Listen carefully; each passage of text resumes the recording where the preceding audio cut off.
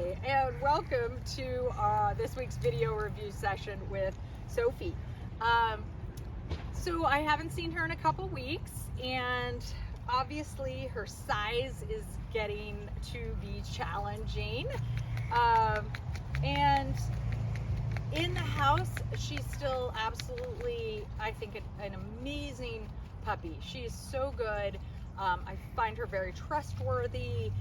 What you've been noticing, I think, out and about, is that it is challenging to take her out in when there's other dogs around. We just did a training session down at our on our bike path where there's lots of other distractions, bikes, strollers, people, other dogs, things like that, and she is all over the place.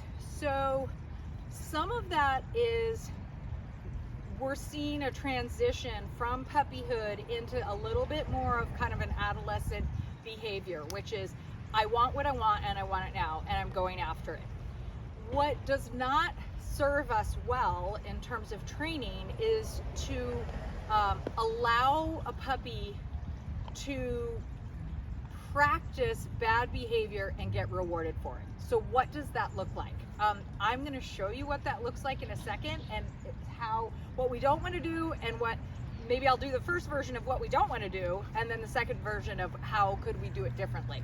So what you can't see right now is that one of the other dogs, Zia, that has been her buddy for this entire training program is kind of, yeah, there she is. She's just hanging out with Melissa. So I'm going to walk Sophie over here, and we're going to see what happens when she notices that her friend Zia is there.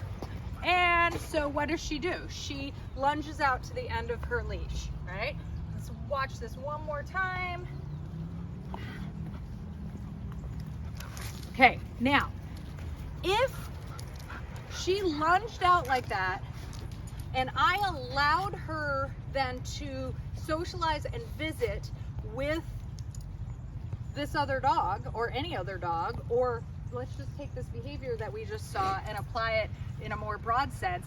Your dog goes and lunges, you hurry up because the dog's now running, and you allow them faster to get to the thing that they want to get to. So every time I allow a dog to lunge and pull, and then I follow the dog and I allow them to get to that thing, I have reinforced that behavior a millionfold, because the behavior of pulling and lunging gets more ingrained, and then they get the end result, which is the thing that they're dying for, which is a mass amount of reward for playing and getting to visit with this other dog.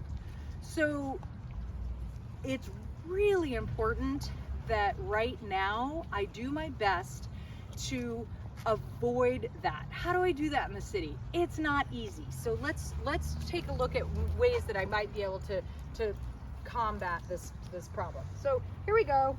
We're walking. Oh, of course, then she doesn't do it that time. Hi. Which was beautiful. Thank you. Come on. All right, so we're walking.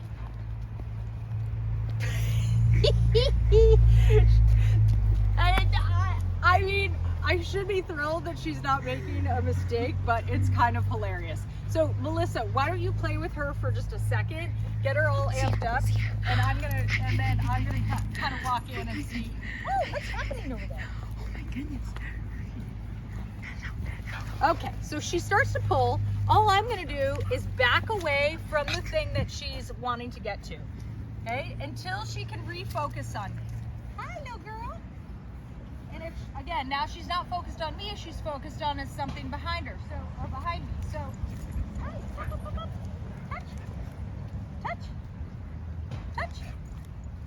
So I might do some hand targeting, and then see if I can get her to focus a little bit that way.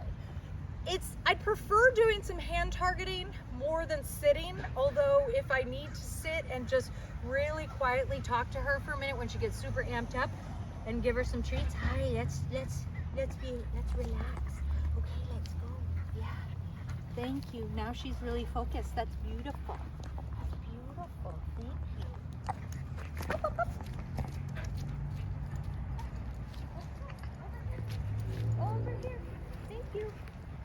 you. Let's go. Oh, that's angelic. Come on. Yeah. Come on here. Great. I'm gonna give her a little. Okay, go play.